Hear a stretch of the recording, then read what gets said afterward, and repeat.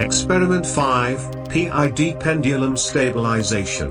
In this experiment only the real-time response of the pen-stable PD model is observed. From this interface we have to open the real-time models and open the pen-stable PD model. These are the components that included in stabilization controller. There are two PID controllers with D-part filters are used to control the cart position and pendulum angle. These are the PID values of cart position controller. And these are the PID values of pendulum angle controller.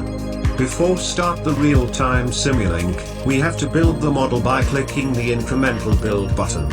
After complete the program building process, successful completion messages appeared in MATLAB command window. Then we have to press the start button which located at the controller box.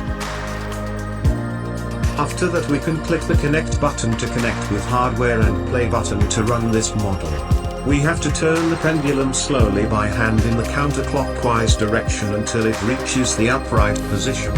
Then the controller is started to keep the pendulum in upright position using the two controllers.